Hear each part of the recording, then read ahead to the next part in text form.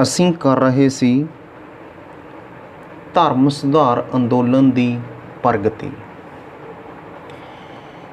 ਅੱਜ ਅਸੀਂ ਵੱਖ-ਵੱਖ ਦੇਸ਼ਾਂ ਦੇ ਵਿੱਚ ਧਰਮ ਸੁਧਾਰ ਅੰਦੋਲਨ ਸੰਬੰਧੀ ਗੱਲ ਕਰਾਂਗੇ।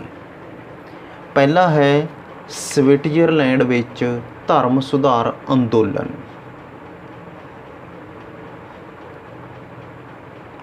ਸਵਿਟਜ਼ਰਲੈਂਡ ਵਿੱਚ ਪੋਪ ਵਿਰੁੱਧ ਵਿਦਰੋਹ ਦੀ ਅਗਵਾਈ ਜ਼ਵਿੰਗਲੀ ਨੇ ਕੀਤੀ।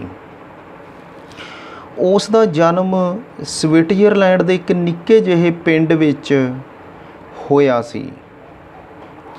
ਬੇਸਲ ਯੂਨੀਵਰਸਿਟੀ ਵਿੱਚੋਂ MA ਪਾਸ ਕਰਨ ਪਿੱਛੋਂ ਉਸ ਨੇ ਇੱਕ ਕੈਥੋਲਿਕ ਪਾਦਰੀ ਵਜੋਂ ਜੀਵਨ ਸ਼ੁਰੂ ਕੀਤਾ। 1518 ਈਸਵੀ ਵਿੱਚ ਉਹ ਜਿਊਰਿਖ ਦੀ ਚਰਚ ਦਾ ਪਾਦਰੀ ਬਣ ਗਿਆ। ਛੇਤੀ ਹੀ ਉਹ ਚਰਚ ਵਿੱਚ ਫੈਲੇ ਭ੍ਰਿਸ਼ਟਾਚਾਰ ਤੇ ਅੰਧ ਵਿਸ਼ਵਾਸ ਤੋਂ ਅਸੰਤੁਸ਼ਟ ਹੋ ਗਿਆ। ਜਰਮਨੀ ਦੇ ਮਾਰਟਿਨ ਲੂਥਰ ਦੇ ਸਿਧਾਂਤਾਂ ਤੋਂ ਪ੍ਰੇਰਿਤ ਹੋ ਕੇ ਉਸ ਨੇ ਹੁਣ ਚਰਚ ਦੇ ਦੋਸ਼ਾਂ ਦਾ ਜ਼ੋਰਦਾਰ ਖੰਡਨ ਆਰੰਭ ਕਰ ਦਿੱਤਾ। 1519 ਈਸਵੀ ਵਿੱਚ ਉਸ ਨੇ ਸਾਰੇ ਖਿਮਾ ਪੱਤਰ ਵੇਚਣ ਵਾਲਿਆਂ ਨੂੰ ਜਿਊਰਿਖ ਵਿੱਚੋਂ ਬਾਹਰ ਕੱਢ ਦਿੱਤਾ।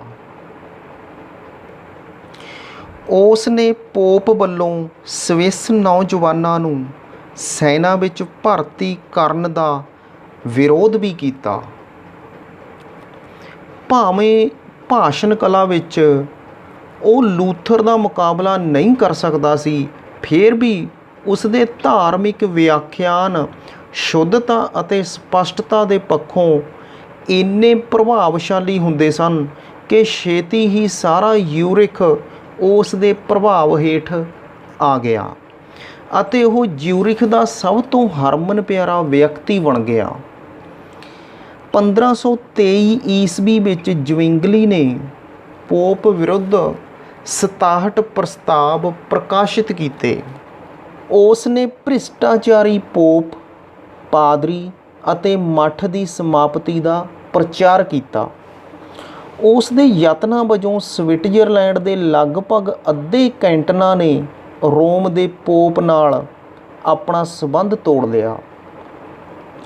1531 ਈਸਵੀ ਵਿੱਚ ਉਸ ਨੇ ਆਪਣੇ ਅਨੁਯਾਈਆਂ ਨੂੰ 5 ਪਹਾੜੀ ਕੈਂਟਨਾਂ ਦੇ ਲੋਕਾਂ ਨੂੰ ਪ੍ਰੋਟੈਸਟੈਂਟ ਬਣਾਉਣ ਲਈ ਸੈਨਿਕ ਸ਼ਕਤੀ ਦੀ ਵਰਤੋਂ ਦਾ ਹੁਕਮ ਦਿੱਤਾ, ਜਿਸ ਦੇ ਸਿੱਟੇ ਵਜੋਂ ਪ੍ਰੋਟੈਸਟੈਂਟਾਂ ਦੀ ਹਾਰ ਹੋਈ ਅਤੇ ਜ਼ਵਿੰਗਲੀ ਮਾਰਿਆ ਗਿਆ। ਉਸ ਦੀ ਮੌਤ ਪਿੱਛੋਂ ਫਰਾਂਸੀਸੀ ਸੁਧਾਰਕ ਜਾਨ ਕਾਲਵਿਨ ਨੇ ਸਵਿਟਜ਼ਰਲੈਂਡ ਵਿੱਚ ਪ੍ਰੋਟੈਸਟੈਂਟ ਧਰਮ ਦਾ ਪ੍ਰਚਾਰ ਜਾਰੀ ਰੱਖਿਆ। ਅਗਲਾ ਹੈ ਫਰਾਂਸ ਵਿੱਚ ਧਰਮ ਸੁਧਾਰ ਅੰਦੋਲਨ। ਜਾਨ ਕਾਲਵਿਨ ਇੱਕ ਮਹਾਨ ਧਰਮ ਸੁਧਾਰਕ ਸੀ। ਉਸ ਦਾ ਜਨਮ ਫਰਾਂਸ ਦੇ ਨੋਏਨ ਨਾਮਕ ਨਗਰ ਵਿੱਚ ਹੋਇਆ। ਉਹ ਇੱਕ ਮੱਧ ਵਰਗੀ ਪਰਿਵਾਰ ਨਾਲ ਸੰਬੰਧਿਤ ਸੀ। ਉਹ ਬਚਪਨ ਤੋਂ ਹੀ ਇੱਕ ਧਾਰਮਿਕ ਵਿਚਾਰਾਂ ਵਾਲਾ ਵਿਅਕਤੀ ਸੀ। ਉਸ ਨੇ ਪੈਰਿਸ ਯੂਨੀਵਰਸਿਟੀ ਵਿੱਚ ਉੱਚ ਸਿੱਖਿਆ ਹਾਸਲ ਕੀਤੀ, ਜਿੱਥੇ ਉਸ ਨੂੰ ਕਾਨੂੰਨ ਤੋਂ ਇਲਾਵਾ ਧਰਮ ਸ਼ਾਸਤਰ ਦੇ ਮਹਾਨ ਗ੍ਰੰਥਾਂ ਦਾ ਅਧਿਐਨ ਕਰਨ ਦਾ ਮੌਕਾ ਮਿਲਿਆ। ਉਹ ਲੂਥਰ ਦੀ ਵਿਦਵਤਾ ਅਤੇ ਸਿਧਾਂਤਾਂ ਤੋਂ ਬੜਾ ਪ੍ਰਭਾਵਿਤ ਹੋਇਆ। ਕਾਲਵਿਨ ਈਸ਼ਵਰ ਦੀ ਸਰਬ ਉੱਚਤਾ ਵਿੱਚ ਦ੍ਰਿੜ ਵਿਸ਼ਵਾਸ ਰੱਖਦਾ ਸੀ। ਉਸ ਦੇ ਵਿਚਾਰ ਅਨੁਸਾਰ ਈਸ਼ਵਰ ਸਰਬ ਵਿਆਪਕ ਅਤੇ ਸਰਬ ਸ਼ਕਤੀਮਾਨ ਹੈ, ਜਿਸ ਨੇ ਵਿਸ਼ਵ ਦੀ ਰਚਨਾ ਕੀਤੀ ਹੈ ਅਤੇ ਉਸ ਰਾਹੀਂ ਪੈਦਾ ਕੀਤਾ ਗਿਆ ਮਨੁੱਖ ਈਸ਼ਵਰ ਦਾ ਹੀ ਰੂਪ ਹੈ। ਈਸ਼ਵਰ ਦੀ ਸਰਬਉੱਚਤਾ ਵਿੱਚ ਵਿਸ਼ਵਾਸ ਕਾਰਨ ਕਾਲਵਿਨ ਦੇ ਵਿਚਾਰ ਲੂਥਰ ਦੇ ਵਿਚਾਰਾਂ ਨਾਲ ਮੇਲ ਨਹੀਂ ਖਾਂਦੇ ਸਨ। ਜਿੱਥੇ ਲੂਥਰ ਰਾਜ ਨੂੰ ਸਰਬਉੱਚ ਸਮਝਦਾ ਸੀ, ਉੱਥੇ ਕਾਲਵਿਨ ਇਸ ਵਿਚਾਰ ਦਾ ਹਾਮੀ ਸੀ ਕਿ ਈਸ਼ਵਰ ਦੀ ਸਰਵਉੱਚਤਾ ਦੇ ਪ੍ਰਤੀਨਿਧ ਵਜੋਂ ਚਰਚ ਦਾ ਵਧੇਰੇ ਪ੍ਰਭਾਵ ਹੋਣਾ ਚਾਹੀਦਾ ਹੈ, ਪਰੰਤੂ ਉਹ ਚਰਚ ਅਤੇ ਪਾਦਰੀਆਂ ਵਿੱਚ ਪ੍ਰਚਲਿਤ ਭ੍ਰਿਸ਼ਟਾਚਾਰ ਦਾ ਵਿਰੋਧੀ ਸੀ। 1533 ਈਸਵੀ ਵਿੱਚ ਕਾਲਵਿਨ ਨੇ ਕੈਥੋਲਿਕ ਧਰਮ ਤਿਆਗ ਦਿੱਤਾ ਅਤੇ ਸਵਿਟਜ਼ਰਲੈਂਡ ਦੇ ਬੇਸਲ ਨਾਮਕ ਪ੍ਰੋਟੈਸਟੈਂਟ ਨਗਰ ਵਿੱਚ ਚਲਾ ਗਿਆ। ਇਸ ਘਟਨਾ ਨੂੰ ਕਾਲਵਿਨ ਧਰਮ ਪਰਿਵਰਤਨ ਦੱਸਦਾ ਹੈ। ਇੱਥੇ 1536 ਈਸਵੀ ਵਿੱਚ ਉਸ ਨੇ ਲਾਤੀਨੀ ਭਾਸ਼ਾ ਵਿੱਚ ਆਪਣੀ ਪ੍ਰਸਿੱਧ ਪੁਸਤਕ ਪ੍ਰਕਾਸ਼ਿਤ ਕੀਤੀ, ਜਿਸ ਦਾ ਨਾਮ ਸੀ the institutes of the Christian religion. ਇਸ ਪੁਸਤਕ ਦਾ ਪਹਿਲਾ ਐਡੀਸ਼ਨ 1 ਸਾਲ ਅੰਦਰ ਹੀ ਵਿਕ ਗਿਆ। ਇਸ ਵਿੱਚ ਈਸਾਈ ਧਰਮ ਦੇ ਵਾਸਤਵਿਕ ਸਿਧਾਂਤਾਂ ਦੀ ਵਿਆਖਿਆ ਕੀਤੀ ਗਈ, ਲੋਕਾਂ ਨੂੰ ਪਵਿੱਤਰ ਅਤੇ ਨੈਤਿਕ ਜੀਵਨ ਬਤੀਤ ਕਰਨ ਲਈ ਪ੍ਰੇਰਨਾ ਦਿੱਤੀ ਗਈ। ਕਾਲਵਿਨ ਨੇ ਪੋਪ ਅਤੇ ਪਾਦਰੀਆਂ ਰਾਹੀਂ ਸਰਲ ਜੀਵਨ ਬਿਤਾਉਣ ਉੱਤੇ ਜ਼ੋਰ ਦਿੱਤਾ। ਉਸ ਦੇ ਸਿਧਾਂਤਾਂ ਨੂੰ ਸਮੂਹਿਕ ਰੂਪ ਵਿੱਚ ਕਾਲਵਿਨਵਾਦ ਕਿਹਾ ਜਾਣ ਲੱਗਿਆ। ਛੇਤੀ ਹੀ ਪਿੱਛੋਂ ਕਾਲਵਿਨਵਾਦ ਦਾ ਪ੍ਰਭਾਵ France, Netherlands, Poland, Hungary, Scotland ਅਤੇ ਇੰਗਲੈਂਡ ਦੇਸ਼ਾਂ ਦੇ ਵਿੱਚ ਫੈਲ ਗਿਆ। ਪਰ ਵੱਖ-ਵੱਖ ਦੇਸ਼ਾਂ ਵਿੱਚ ਕਾਲਵਿਨਵਾਦ ਦੇ ਵੱਖ-ਵੱਖ ਨਾਂ ਪੈ ਗਏ। ਫਰਾਂਸ ਵਿੱਚ ਕਾਲਵਿਨ ਦੇ ਸਮਰਥਕਾਂ ਨੂੰ ਹਿਊਗਨਾਟ ਕਿਹਾ ਜਾਣ ਲੱਗਾ, ਜੋ ਆਮ ਤੌਰ 'ਤੇ ਸ਼ਹਿਰਾਂ ਦੇ ਵਪਾਰੀ ਅਤੇ ਸ਼ਿਲਪਕਾਰ ਹੁੰਦੇ ਸਨ। ਫਰਾਂਸ ਦੇ ਬਾਦਸ਼ਾਹ ਰੋਮਨ ਕੈਥੋਲਿਕ ਚਰਚ ਪ੍ਰਤੀ ਵਫਾਦਾਰ ਰਹੇ ਅਤੇ ਪੋਪ ਨੇ ਵੀ ਉਹਨਾਂ ਨੂੰ ਪਾਦਰੀ ਨਿਯੁਕਤ ਕਰਨ ਅਤੇ ਕਈ ਹੋਰ ਅਧਿਕਾਰ ਦੇ ਦਿੱਤੇ। ਸਕਾਟਲੈਂਡ ਵਿੱਚ ਕਾਲਵਿਨ ਦੇ ਅਨੁਯਾਈਆਂ ਨੂੰ ਪ੍ਰੈਸਬੀਟੇਰੀਅਨਜ਼ ਅਤੇ ਇੰਗਲੈਂਡ ਵਿੱਚ ਪਿਊਰੀਟਨ ਦਾ ਨਾਮ ਦਿੱਤਾ ਗਿਆ। ਪਰ ਇਹਨਾਂ ਸਾਰਿਆਂ ਦੇ ਧਰਮ ਦੇ ਮੂਲ ਸਿਧਾਂਤ ਇੱਕੋ ਜਿਹੇ ਹੀ ਸਨ। ਅਗਲਾ ਹੈ ਇੰਗਲੈਂਡ ਵਿੱਚ ਧਰਮ ਸੁਧਾਰ ਅੰਦੋਲਨ। ਇੰਗਲੈਂਡ ਵਿੱਚ ਸੁਧਾਰਕ ਜਾਨ ਵਾਈਕਲਿਫ ਸੀ। ਉਸ ਦਾ ਕਹਿਣਾ ਸੀ ਕਿ ਪੋਪ ਧਰਤੀ ਉੱਤੇ ਪਰਮਾਤਮਾ ਦਾ ਪ੍ਰਤੀਕ ਨਹੀਂ, ਸਗੋਂ ਉਸ ਦੁਆਰਾ ਅਪਣਾਇਆ ਜੀਵਨ ਧਰਮ ਦੇ ਸਿਧਾਂਤਾਂ ਦੇ ਵਿਰੁੱਧ ਹੈ। ਉਸ ਨੇ ਤੀਰਥ ਸਥਾਨਾਂ ਦੀ ਯਾਤਰਾ ਨੂੰ ਬੇਅਰਥ ਦੱਸਿਆ। ਉਸ ਦਾ ਕਹਿਣਾ ਸੀ ਕਿ ਭ੍ਰਿਸ਼ਟ ਪਾਦਰੀਆਂ ਦੇ ਦੱਸੇ ਰਸਤੇ ਉੱਤੇ ਚੱਲ ਕੇ ਕੋਈ ਵਿਅਕਤੀ ਮੁਕਤੀ ਪ੍ਰਾਪਤ ਨਹੀਂ ਕਰ ਸਕਦਾ। ਉਸ ਨੇ ਬਾਈਬਲ ਦਾ ਅੰਗਰੇਜ਼ੀ ਵਿੱਚ ਅਨੁਵਾਦ ਕੀਤਾ ਅਤੇ ਈਸਾਈਆਂ ਨੂੰ ਇਸ ਦੇ ਸੱਚੇ ਸਿਧਾਂਤਾਂ ਦੀ ਪਾਲਣਾ ਕਰਨ ਲਈ ਪ੍ਰੇਰਿਤ ਕੀਤਾ। 1384 ਈਸਵੀ ਵਿੱਚ ਵਾਈਕਲਿਫ ਦੀ ਮੌਤ ਹੋ ਗਈ, ਜਿਸ ਨਾਲ ਚਰਚ ਵਿਰੋਧੀ ਅੰਦੋਲਨ ਨੂੰ ਕਾਫੀ ਧੱਕਾ ਪਹੁੰਚਿਆ। ਹੈਨਰੀ ਚੌਥੇ ਅਤੇ ਹੈਨਰੀ ਪੰਜਵੇਂ ਦੇ ਕਾਲ ਵਿੱਚ ਵਾਈਕਲਿਫ ਦੇ ਅਨੁਯਾਈਆਂ ਦਾ ਸਖਤੀ ਨਾਲ ਦਮਨ ਕੀਤਾ ਗਿਆ, ਜਿਸ ਦੇ ਫਲਸਰੂਪ ਵਾਈਕਲਿਫ ਦੇ ਬਹੁਤ ਸਾਰੇ ਅਨੁਯਾਈ ਇੰਗਲੈਂਡ ਛੱਡ ਕੇ ਬਾਹਰ ਚਲੇ ਗਏ। ਅਸਲ ਵਿੱਚ ਇੰਗਲੈਂਡ ਵਿੱਚ ਧਰਮ ਸੁਧਾਰ ਅੰਦੋਲਨ ਨੇ ਹੈਨਰੀ 8ਵੇਂ ਦੇ ਕਾਲ ਵਿੱਚ ਜ਼ੋਰ ਫੜਿਆ।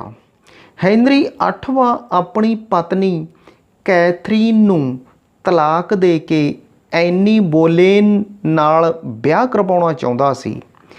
ਇਸ ਦਾ ਇੱਕ ਕਾਰਨ ਇਹ ਸੀ ਕਿ ਹੈਨਰੀ ਨੂੰ ਆਪਣੇ ਵੰਸ਼ ਲਈ ਪੁੱਤਰ ਅਤੇ ਉੱਤਰਾਧਿਕਾਰੀ ਦੀ ਲੋੜ ਸੀ, ਜਿਸ ਦੀ ਕੈਥਰੀਨ ਤੋਂ ਹੋਣ ਦੀ ਆਸ ਨਹੀਂ ਸੀ।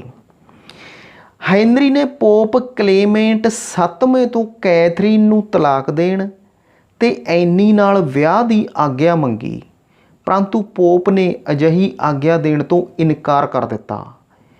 ਇਸ ਉੱਤੇ ਹੈਨਰੀ ਨੇ ਪੋਪ ਦੀ ਆਗਿਆ ਦੀ ਉਲੰਘਣਾ ਕਰਨ ਅਤੇ ਪੋਪ ਨਾਲ ਸੰਬੰਧ ਤੋੜਨ ਦਾ ਨਿਸ਼ਚਾ ਕਰ ਲਿਆ। ਹੈਨਰੀ ਨੇ ਪਾਰਲੀਮੈਂਟ ਤੋਂ ਪੋਪ ਵਿਰੁੱਧ ਪ੍ਰਭੂਤਵ ਦਾ ਕਾਨੂੰਨ ਪਾਸ ਕਰਵਾਇਆ। ਇਸ ਐਕਟ ਦੁਆਰਾ ਇੰਗਲੈਂਡ ਦੇ ਸਮਰਾਟ ਨੂੰ ਇੰਗਲੈਂਡ ਦੇ ਚਰਚ ਦਾ ਸਰਬੋਤਮ ਮੁਖੀਆ ਕਰਾਰ ਦੇ ਦਿੱਤਾ ਗਿਆ ਅਤੇ ਰੋਮ ਦੇ ਚਰਚ ਨਾਲ ਸਾਰੇ ਸੰਬੰਧ ਤੋੜ ਲਏ ਗਏ। ਦੇਸ਼ ਵਿੱਚ ਸਾਰੇ ਕੈਥੋਲਿਕ ਮੱਠਾਂ ਦਾ ਅੰਤ ਕਰ ਦਿੱਤਾ ਗਿਆ। ਰੋਮ ਦੇ ਪੋਪ ਨੂੰ ਇੰਗਲੈਂਡ ਤੋਂ ਜਾਣ ਵਾਲੀ ਸਾਲਾਨਾ ਭੇਟਾ ਵੀ ਬੰਦ ਕਰ ਦਿੱਤੀ ਗਈ। ਚਰਚ ਦੀ ਸਾਰੀ ਭੂਮੀ ਉੱਤੇ ਸਰਕਾਰੀ ਅਧਿਕਾਰ ਹੋ ਗਿਆ। ਇਸ ਪ੍ਰਕਾਰ ਹੈਨਰੀ 8ਵੇਂ ਦੇ ਕਾਲ ਵਿੱਚ ਇੰਗਲੈਂਡ ਵਿੱਚ ਸੁਤੰਤਰ ਚਰਚ ਦੀ ਸਥਾਪਨਾ ਹੋ ਗਈ, ਜਿਸ ਨੂੰ ਐਂਗਲੀਕਨਿਜ਼ਮ ਕਿਹਾ ਜਾਣ ਲੱਗਾ। 1547 ਈਸਵੀ ਵਿੱਚ ਹੈਨਰੀ 8ਵੇਂ ਦੀ ਮੌਤ ਉਪਰੰਤ ਐਡਵਰਡ 6ਵੇਂ ਦੇ ਸ਼ਾਸਨ ਕਾਲ ਵਿੱਚ ਇਸ ਨੇ ਪ੍ਰੋਟੈਸਟੈਂਟ ਧਰਮ ਦਾ ਰੂਪ ਧਾਰਨ ਕਰ ਲਿਆ। ਦੂਜੇ ਦੇਸ਼ਾਂ ਵਿੱਚ ਧਰਮ ਸੁਧਾਰ ਅੰਦੋਲਨ। ਪਹਿਲਾ ਹੈ ਨੀਦਰਲੈਂਡ। ਨੀਦਰਲੈਂਡ ਦੇ ਵੱਡੇ ਵੱਡੇ ਸ਼ਹਿਰਾਂ ਦੇ ਉਦਾਰ ਵਪਾਰੀਆਂ ਤੇ ਬੁੱਧੀਜੀਵੀਆਂ ਨੇ ਚਰਚ ਵਿੱਚ ਸੁਧਾਰ ਦੀ ਲੋੜ ਨੂੰ ਮਹਿਸੂਸ ਕੀਤਾ। ਸਭ ਤੋਂ ਪਹਿਲਾਂ ਨੀਦਰਲੈਂਡ ਦੇ ਦੱਖਣੀ ਪ੍ਰਾਂਤਾਂ ਨੇ ਕਾਲਵਿਨਵਾਦ ਨੂੰ ਅਪਣਾਇਆ ਅਤੇ ਬਾਅਦ ਵਿੱਚ ਉੱਤਰੀ ਪ੍ਰਾਂਤਾਂ ਨੇ ਵੀ ਕੈਥੋਲਿਕ ਚਰਚ ਨਾਲ ਸੰਬੰਧ ਤੋੜ ਕੇ ਕਾਲਵਿਨਵਾਦ ਅਪਣਾਉਣ ਦਾ ਫੈਸਲਾ ਕਰ ਲਿਆ। ਨਤੀਜੇ ਵਜੋਂ ਕਾਲਵਿਨਵਾਦ ਨੀਦਰਲੈਂਡ ਦਾ ਰਾਸ਼ਟਰੀ ਧਰਮ ਬਣ ਗਿਆ। ਅਗਲਾ ਹੈ ਸਕੈਂਡੀਨੇਵੀਆ। ਜਰਮਨੀ ਤੋਂ ਬਾਹਰ ਲੂਥਰਵਾਦ ਦਾ ਸਭ ਤੋਂ ਵੱਧ ਪ੍ਰਭਾਵ ਸਕੈਂਡੀਨੇਵੀਆ ਵਿੱਚ ਪਿਆ, ਜਿੱਥੇ ਲੂਥਰਵਾਦ ਨੂੰ ਸਥਾਈ ਰੂਪ ਵਿੱਚ ਰਾਜ ਧਰਮ ਵਜੋਂ ਅਪਣਾ ਲਿਆ ਗਿਆ। ਇੱਥੋਂ ਦੇ ਸ਼ਾਸਕਾਂ ਨੇ ਚਰਚ ਦੀ ਸੰਪੱਤੀ ਉੱਤੇ ਅਧਿਕਾਰ ਕਰਨ ਤੇ ਆਪਣੀ ਸ਼ਕਤੀ ਵਧਾਉਣ ਦੇ ਉਦੇਸ਼ ਨਾਲ ਲੂਥਰਵਾਦ ਦਾ ਸਵਾਗਤ ਕੀਤਾ।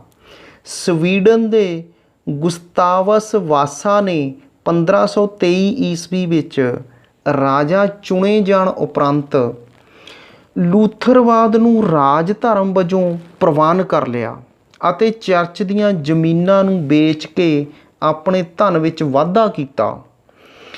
ਡੈਨਮਾਰਕ ਦੇ ਸ਼ਾਸਕ, ਜਿਸ ਦੇ ਰਾਜ ਵਿੱਚ ਨਾਰਵੇ ਵੀ ਸੀ, ਉਸ ਨੇ 1537 ਈਸਵੀ ਵਿੱਚ ਜਾਰੀ ਕੀਤੇ ਗਏ ਇੱਕ ਆਦੇਸ਼ ਅਨੁਸਾਰ ਲੂਥਰਵਾਦ ਨੂੰ ਰਾਸ਼ਟਰੀ ਚਰਚ ਘੋਸ਼ਿਤ ਕਰ ਦਿੱਤਾ ਅਤੇ ਇਸ ਦੇ ਪਾਦਰੀ ਰਾਜ ਤੋਂ ਤਨਖਾਹ ਲੈਣ ਵਾਲੇ ਸਰਕਾਰੀ ਅਧਿਕਾਰੀ ਬਣ ਗਏ।